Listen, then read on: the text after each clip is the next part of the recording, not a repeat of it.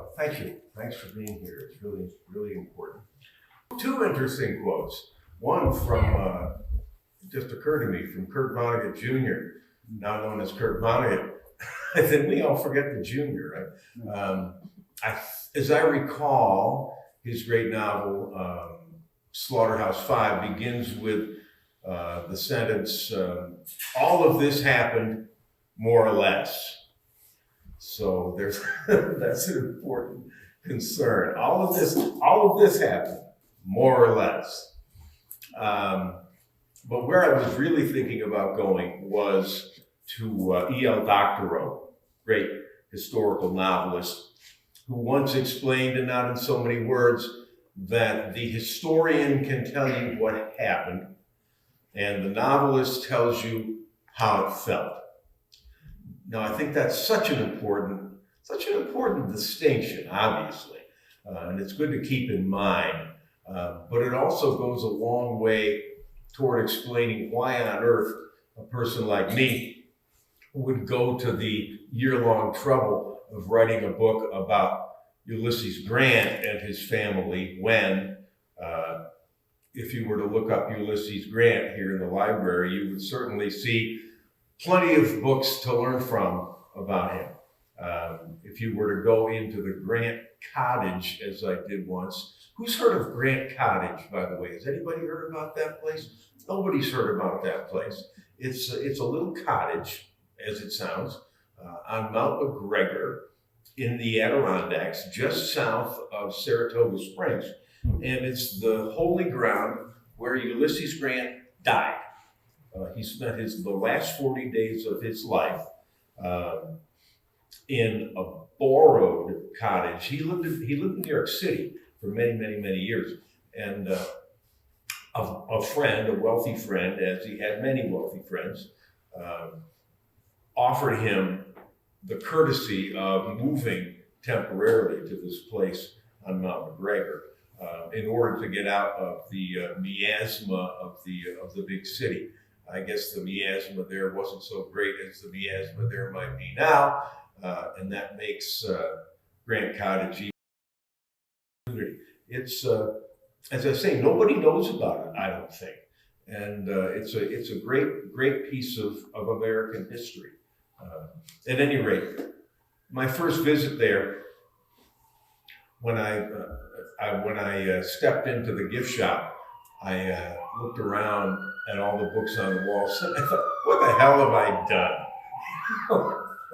Why have I written another book about Ulysses Grant? Because, well, it seems that they're not necessary. But, as the Bible says, of the making of books there is no end, and of the making of books about Ulysses Grant there is definitely no end.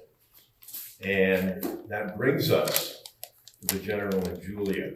I was fascinated by this character. We all know so many things about him. We all know a handful of big things about him.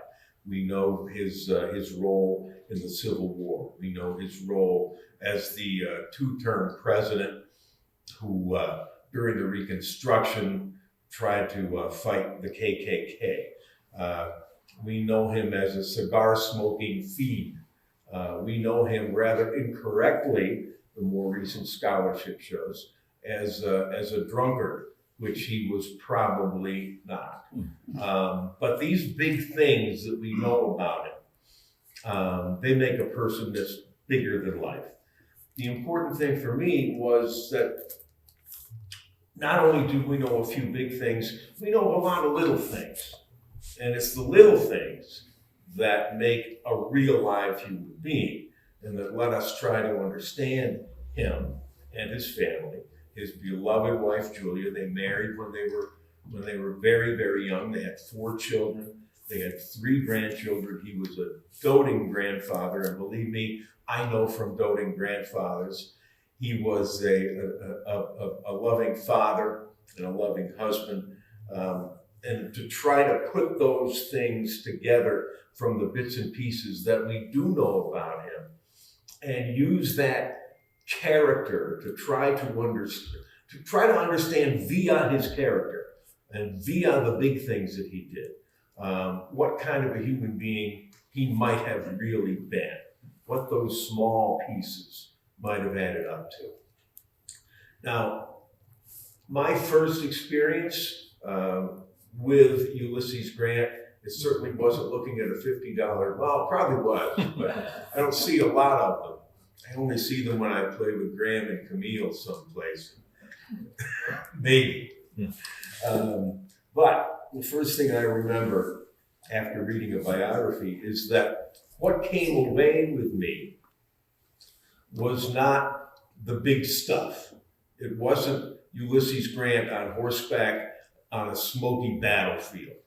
It wasn't Ulysses Grant looking glum on a $50 bill.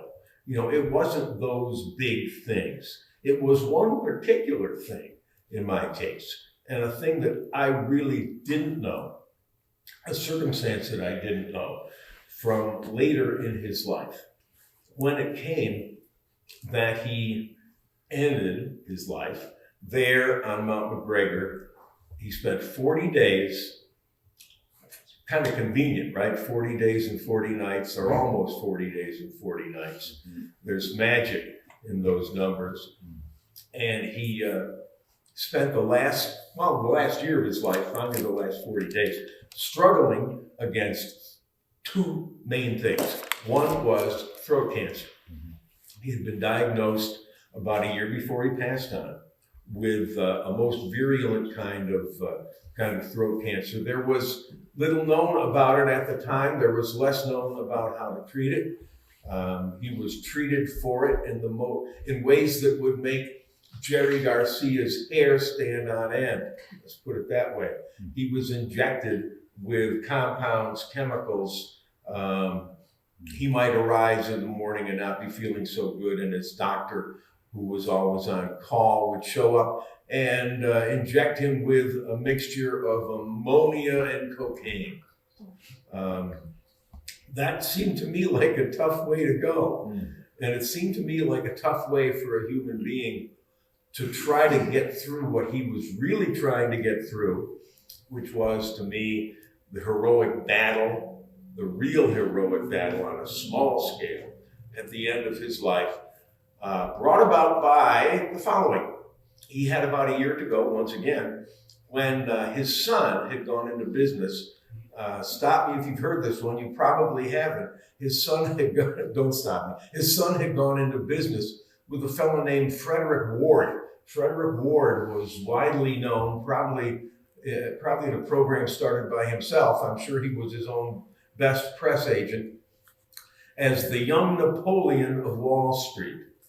Now, he went into business with Ulysses Grant Jr., known as Buck. He went into business with Buck. They started a commercial, not a lending business. They started an investment firm on Wall Street. And oddly enough, the sign on the door, the name of the company, was Grant and Ward. Now, of course, young Mr. Ward, if someone had thought that the Grant in question was the former president of the United States and one of the most beloved figures in the world, which he was, our friend young Ward wasn't going to disabuse him of that idea. So Ward made some progress on the fact that people thought that old Ulysses was giving him some information, probably some inside information from what he knew from having been a president and having had lots of contacts.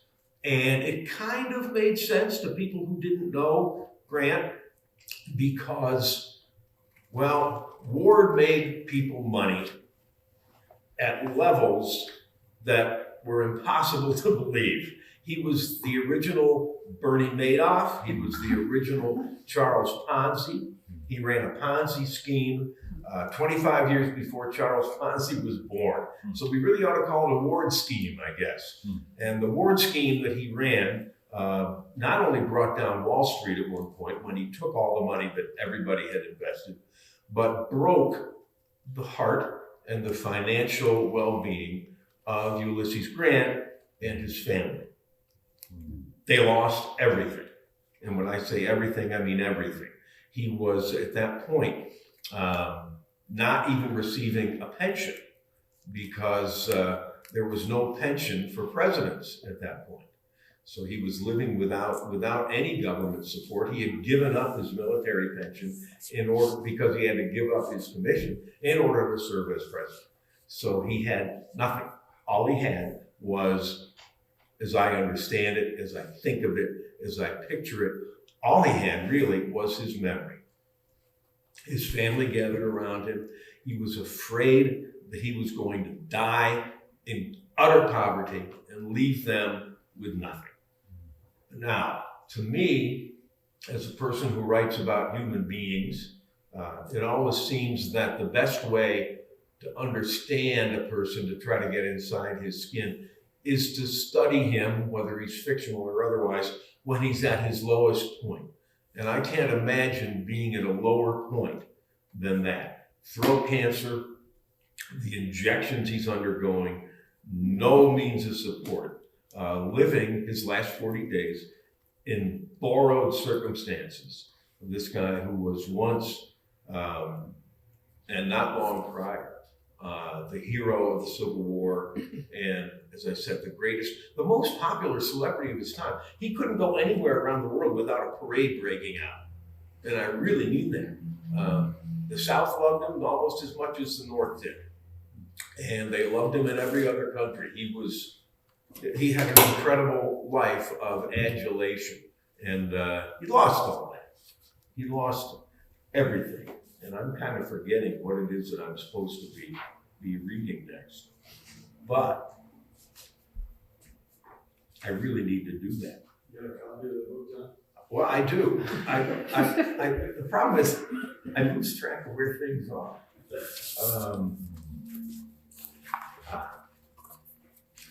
The moment, by the way, and this is in different order, so people who've heard this before, maybe, whatever. It's a thrill. It's a thrill for me. At any rate, how it all came to pass when he discovered that he was in deep trouble is that oh, wait a minute. I don't think I want to do. No, that's the wrong piece. I'm sorry. We're going to move on. Let me get to something else. Based on the love that, as we said, people had for him, when he ended up at the very tail end of his life, living in that borrowed cottage, people all over, well, prior to that as well, people all over the country tried to help. Their towns ran donation campaigns where a penny from every child, a quarter from every adult, we can help President Grant. Can you imagine that? I mean, that wouldn't happen anymore, that's for sure. At any rate, the best example I could think of, and this is a real human being, was a man named Sam Willett, who arrived from Albany, lived in Albany. And here we go. Sam Willett buys passage on the train from Albany, paying out of his own pocket. It's the least he can do. The old fellow was slim and erect as a cattail stalk, and he wears for the duty his old uniform from the Grand Army of the Republic. It still fits well enough. He has pressed it himself and mended a tear or two in the seams and patched a dozen holes that moths had eaten through the fabric, despite his keeping it in a cedar chest with pungent cakes of naphthalene. He and Grant are about the same age, but thanks to a life of better fortune, not counting the passing this year of his wife, Clara, he bears the decades with more grace. Willett is one of the few lucky soldiers who came through the war without some wound to body or mind. They're a rare and privileged brotherhood of utter strangers. Were you to ask one, he would tell you that the chance of meeting a single further example of his kind is that of encountering an archangel on horseback. He has with him a steamer trunk and a big leather satchel and a canvas backpack. He needs a little assistance to get the whole business assembled and in motion. But once he's underway, backpack over his shoulder, satchel in his fist, one edge of the steamer trunk scraping roughly over the ground, he's confident that he could walk 5 or even 10 miles. It would not be much compared to the vast distances he once covered on foot for the 3rd New York. But for a man of his age, it's a source of pride. He's about my age. Outside the train station in Saratoga, he makes for a curious sight, a dignified throwback to an era long past. The sort of old timer you might see bearing the colors in an Independence Day parade. He gains the attention of a young farmer passing by with a wagon load of supplies and persuades him that making a side trip to Mount McGregor was in his best interest. It costs a fair portion of the money remaining in his wallet, but no matter. He climbs aboard the wagon bed and makes himself passably comfortable on the steamer trunk, but the young farmer won't have it. The old soldier seems to him marked in some way, more worthy than the run of ordinary people, deserving of special treatment. He invites him up to share his seat on the box, and off they go. After a little while, the young man says, "The president's up there, you know." "The president? He'll always be the general to me." "On Mount McGregor, I mean, staying in somebody's cottage or other." "I know it. That's why I'm going." "You and everybody else." "That's another reason." A vacant look from the young man.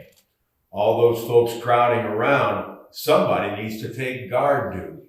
And so it was. Sam Willett showed up about a month and a half before Ulysses Grant died, was well equipped with everything, set up his camp a little bit below the cottage where he might intercept anybody who was on his way.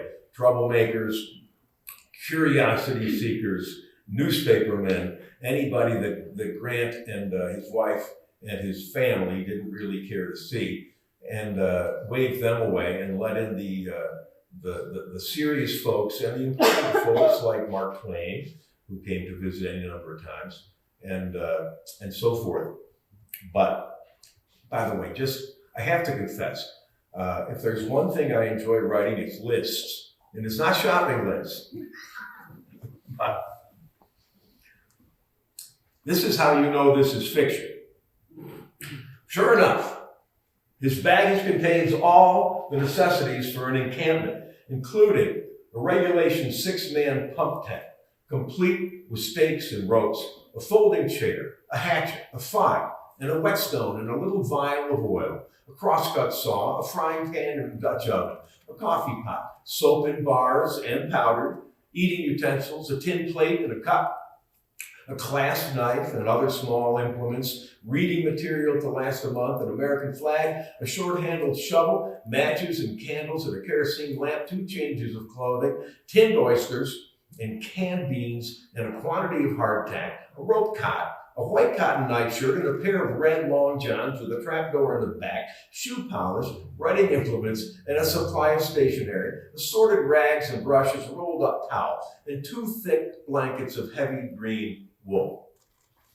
He shall fashion tent poles and a flagpole and a frame for the cot from deadfalls and a platform from split logs, should a platform be required. At the bottom of his backpack is a little used harmonica that he brought out of whim, mainly for the sake of campfire custom.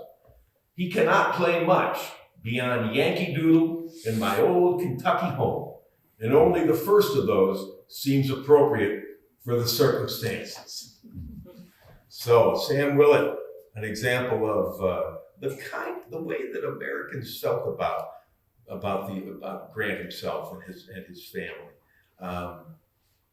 It was, as I say, a difficult time for everyone, and that made it in some ways an easier time for me as a novelist, because the book is sort of a 20-layer cake in terms of structure. People always wonder how books get built. This book was built around sort of an alternating structure. The first part and alternating every other part is a narrative that begins with Grant and young Julia in the early days of their courtship. It begins with a story about, and this, once again, it's true more or less. She was living on her father's farm in Missouri. Her father was a slaver, by the way. We'll get to that if anybody's interested. But she had a pet canary. Young Julia had a pet canary. One morning she woke up and the canary was dead. Now, young Lieutenant Ulysses Grant had been courting her for some time. He showed up at the house, discovers that the bird has died, understands that poor Julia's heart is broken, and that, in my imagining, her father is of no use in giving her comfort. And he sets out, he builds a little box. He builds a little coffin out of wood, which he really did, by the way. He builds a little coffin out of wood, and he stains it yellow, the canary's yellow, and he finds a Bible in the library, and he performs a little funeral for the little bird, burying it beneath a rose bush alongside the house. And when I read that the first time, I thought, how could she not fall in love? How was it possible that this relationship could not have continued? It was doomed to continue. And that was a moment of Ulysses Grant not being the big person that we think of him, but being a decent, kind, loving, even romantic individual. Now I will tell you the rest of the story that actually happened, which is that he was stationed at a fort nearby, and what actually happened is that he found out the bird had died, and he gave her what solace he could. He went home, back to the fort. The next couple of days later, he came back with 8 other men who served as pallbearers for this tiny little coffin. Now that struck me as kind of stalkerish. That seemed a little, I don't know. I think if my daughter were young, we're a 16-year-old again, and a fellow came courting her, and he went to all that trouble, I might look askance. At any rate, it was a moment that showed us something about character. And this is another story that really happened in detail. He says his farewells to Julia. He's on his way to Chattanooga. And the children. And he goes by steamboat from St. Louis to Cairo. And once in Cairo, he boards a train for the 2-day journey to Chattanooga. Everyone knows him, but no one recognizes him. For he travels, as always, in his usual anonymous state. If he weren't a general, he could be a spy, so unremarkable is his native condition. For one thing, he's smaller than his reputation, smaller and less ornamented and easier to miss. Slouched in his seat and barreling toward Nashville in the gathering twilight, he is clad as unprepossessingly as any rough-knuckled tradesman. He wears cotton trousers of faded blue and a pale gray checked shirt minus a collar. His featureless blue overcoat is folded carefully and stowed on the seat to his right. His feet are posted squarely on the floorboards against the irregular rocking of the train, and upon them he wears black work boots, thorn-scarred and battered. Atop his head is a cap of white wool, knitted for him by Nellie, his daughter, as a Christmas present, drawn down close to his eyebrows. He bears, in other words, no indication of his line of work, much less his rank. Only the grim set of his jaw might indicate that there is reason to pay him particular mind. The set of his jaw and the sparkle of his eyes as blue as the skies of his native Ohio, as blue as his lonesome traveling heart, as blue as the bright hopes of the Union. He awakens from a nightmare. A moonlit army is in panicked retreat tumbling down a wooded ravine in massed and plummeting chaos. Flags in the fallen, crushed underfoot. Bullets incoming from God knows what rifles, set God knows where.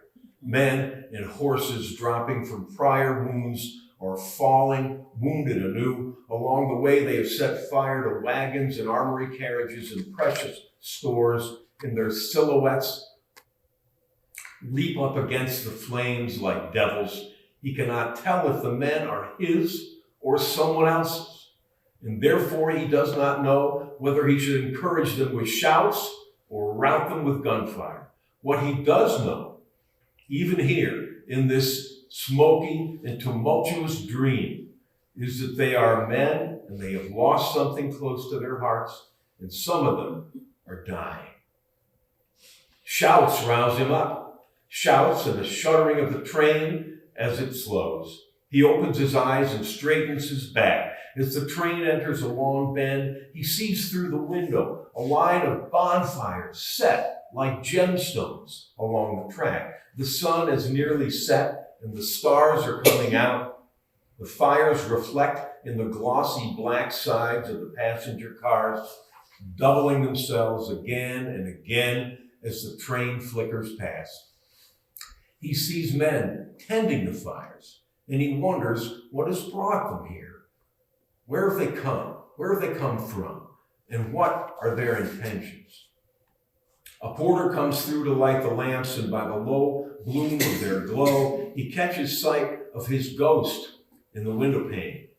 White cap and wrinkled shirt and all, he snatches off the cap and rakes his fingers through his hair, making himself at least a shade more presentable. The act brings his face closer to the window, and the firelight illuminates his features from without, and a roar goes up from beyond the glass. The men along the track are soldiers. He sees that now. Some are in uniform, and some are in partial uniform, and some are not in uniform at all, but they are soldiers, every one. Union soldiers, his soldiers.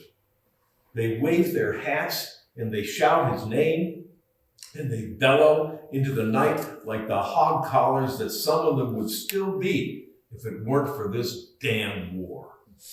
Such cheering and hallooing you have never witnessed, for moments like this are reserved for very particular individuals. They're not meant for the common run, and whether you are the one being cheered or a member of the cheering throng, you will never forget it as long as you live. 80 years into the future, men now barely past the age of consent will be telling stories of this night to their great-grandchildren. How word got out that General Grant would be on this train. How every available man came from all over Tennessee.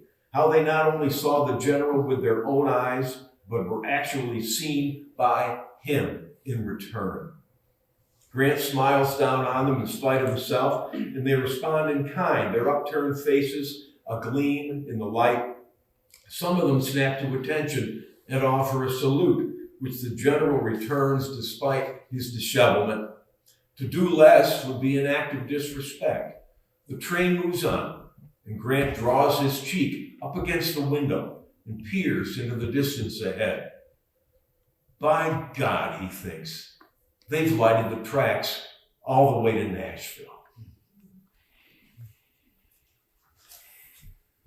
Now, the notion of an individual being so unremarkable was the keynote of that to me, that he was not a person who looked for the limelight.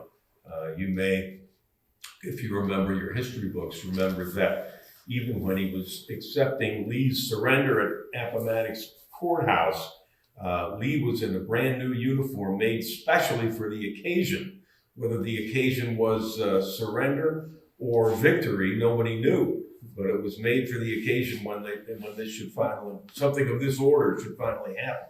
And Grant showed up wearing not his uniform, but the uniform of a common soldier who had loaned it to him because he had nothing clean enough or well repaired enough to wear. He showed up covered with mud, wearing someone else's uniform, unmarked, undecorated, a man here to do his work.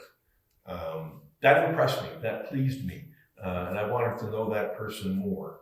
And that's how this particular telling of those stories. Yeah, I almost forgot about Mark Twain. Who could forget about Mark Twain? Mark Twain was a good friend of Ulysses Grant's, although he was considerably younger. But Grant, in his moment of terrible pain and poverty, had come across the idea of writing his memoirs, which is what he was struggling with right up until the end.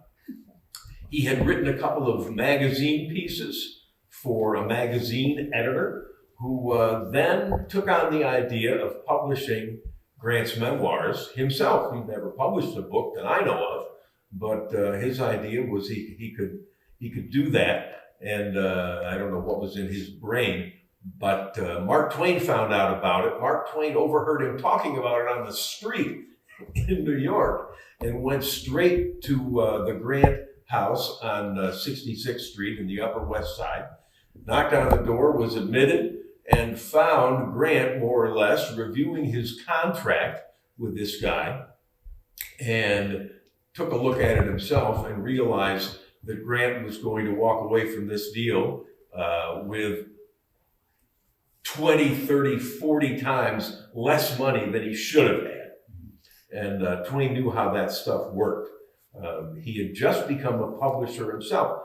Not long prior, he had hired his nephew to run a little publishing company for him, and they were about to publish their first book, and it was this little book that we really don't remember much anymore. It's called The Adventures of Huckleberry Finn.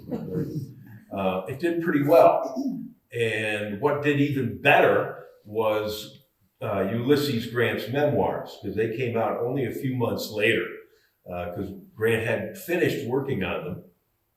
He had actually written the last sentence 3 days before he died. I talk about magic numbers. 40 days and 40 nights is a magic number. 3 days, like 3 nights in the tomb, 3 magic wishes, 3 beans. He had 3 days left before he passed away. So the book was finished, and Clemens took it home and saw to it that it was properly published. And within a matter of weeks, it had not only outstripped that little book called The Adventures of Huckleberry Finn, but it had become the single best-selling book in all of history up until its time. And as a result of that, Grant, this last victory, had been able to leave behind to his family everything they needed and more. He didn't know it. All he could do was have faith at the end that Sam Clemens was telling him the truth, and that this book was going to be a landmark in American history and in American letters, and was going to leave his family in good order. And with that promise from his friend Clemens, he went on ahead, as they say. The clock stopped at, I think it was 8:07. His son, Fred, stopped at the moment he died. If you go to Grant Cottage, the clock is still there, stopped at that point. And but the family went on, thanks to him. And thanks in large part to Mark Twain. So that's what made me think of Mark Twain as being quite the curmudgeon, which he was. But he had a powerfully, I don't know, what's the word I'm looking for? I'm a writer. He had a powerfully positive, warm side. And if you don't know that, you need to read his biography, or his autobiography, and find out about the early death of his daughters and so forth. He was a different and greater person than we think of him as, too. And it was nice that he was able, fantastic for the sake of American letters, American history, that he was able to come to Grant's rescue in his time of need. But Grant was raised in an abolitionist family in Ohio. There was no question in his family that slavery was the wrong thing, and that was it. From his earliest childhood, that was the way of his father and his family. When he fell in love with young Julia Dent, he ran afoul of her father, who was a slaveholder. And as a slaveholder, as time went by, he had less and less patience for this son-in-law of his, who was doing his best to demolish the institution of slavery and the Southern cause altogether.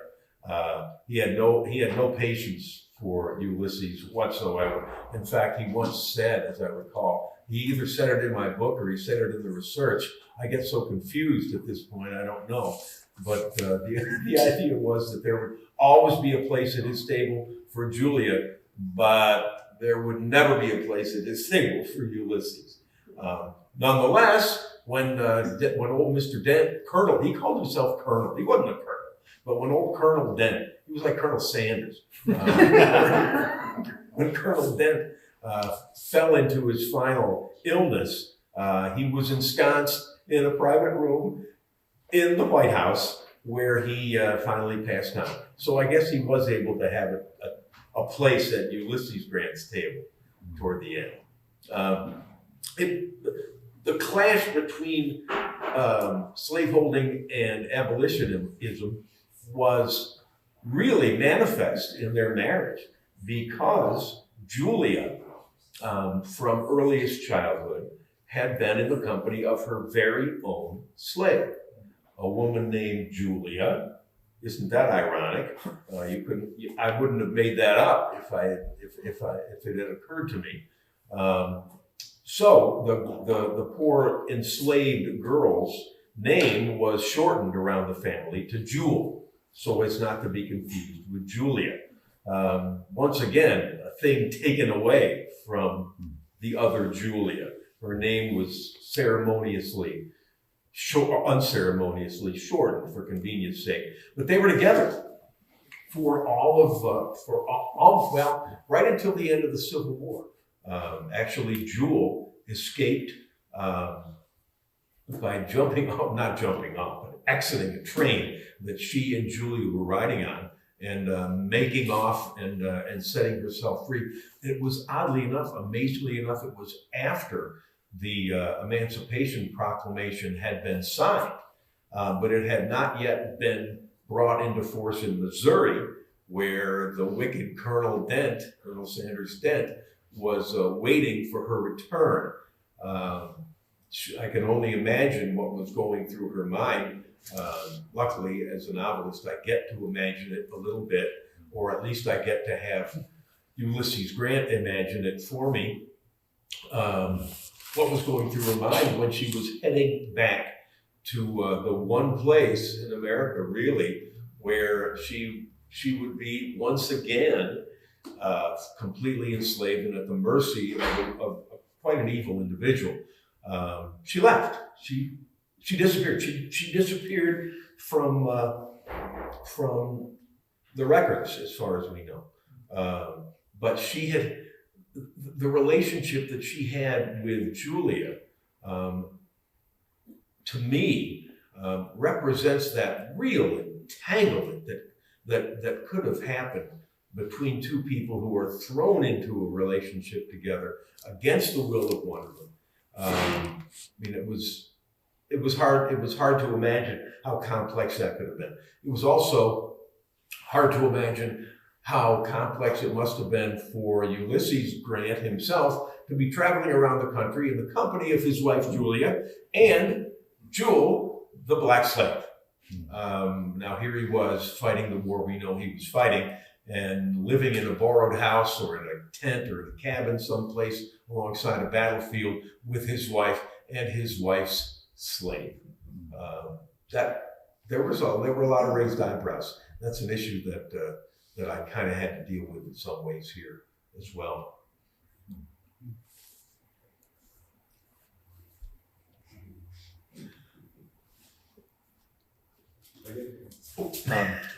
John, but for the lists and the dialogue, is this historically accurate?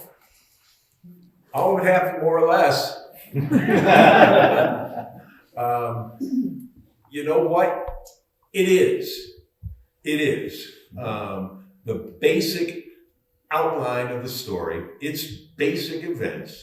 As I said, the story of the bird, I didn't elaborate on that, I unelaborated on that. The story of Grant passing on the train, past the line of bonfires, absolute truth. I don't remember. Oh, there's a segment, frankly, I can never. At this point, I can hardly remember what was made up. Nothing was made up out of whole cloth, but it might have been made up out of some pieces sewn together. And there is a section where we get to experience his growing understanding of the plight of slaves on Colonel Dent's property, via his. It's the winter time, and the men in the slave huts need more wood, and how he resolves that to the despair of Dent. That may have been whole cloth, I'm not sure. But most of the rest of it, including especially the Ponzi scheme, the resolution of that, his going to William Vanderbilt and needing money, and not only needing money, but owing Vanderbilt several $100,000, and still needing money to put food on the table. Those things all happen. The important, essential facts all happen. Dialogue, of course, no. Interior thoughts, of course, no. But I tried to be very true to the things we know about him and the things he told us about himself and his personality in writing that memoir, because he is on the page. There is just no question about it. The writing is exceptional. Mark Twain recognized it, and it's clearly the memoir of a human being thinking back on his life. Now, there are things in the book, the other layers of that layer cake, the frosting, if you will, in between the narrative parts, are scenes at Mount McGregor where Grant is in terrible condition, struggling to write. He can barely walk. He certainly can't at the end. He can barely speak. He cannot at the end. He communicates only by writing things on slips of paper and handing them to family members. He's also getting battered and abused by the drugs he's taking. And I use those as moments in which I could take the reins and enter into his mind and see him hallucinate, see him remember, see him conflate one memory with another memory, see him confuse the past and the present, do all those things because that was my time. And I could free myself a little more during those segments. I mean, he has almost a sort of an epiphany at the end, which is definitely induced by his state. And, that stuff we make up. I tried to be as honest as I could. Yes, Robin. Yeah, I'm wondering, was there correspondence between family members, letters and such, that you could draw on for some sense of emotional content? There was both Julia's letters to Ulysses and his to her exist. In fact, there is a collection of his letters to her with the title "Dearest Julia," which is how the letters always open, of course. And I willfully avoided them. I didn't want them to take over. You gotta reach a point where there. And that's a really good question for me. That would have been a point where I would have lost control of the book and wanted to be completely true to what we could glean from those letters. And I would have been tempted to quote them. And that would have gone just down a rabbit hole. I'm the kind of a reader. I'm not a researcher, but I'm the kind of a reader who takes stuff I find really seriously. There's no rabbit hole I won't go down. There is no bone that I can find under a tree somewhere that I won't bring back like a golden retriever and want to show to you, my reader. A little fact that I know now and that seems to me revelatory and probably doesn't belong in the book. I've made that mistake in drafts of many things before. And I know what my limitations are. And this one just seemed altogether too dangerous. And of course, it kind of makes sense that I would write this book because it certainly in terms of a marketing sense, because I'm interested in that time period. I've proven myself to be acceptable at writing about that time period. My first novel, Finn, was definitely set in that same time period. That was also informed by Mark Twain, of course. It was a real treat to be able to write dialogue from Mark Twain himself. That was a lot of fun. And I hope that the Twain scholarship community, which has really adopted me, thanks to Finn. I thought they would probably run me out of town on a rail.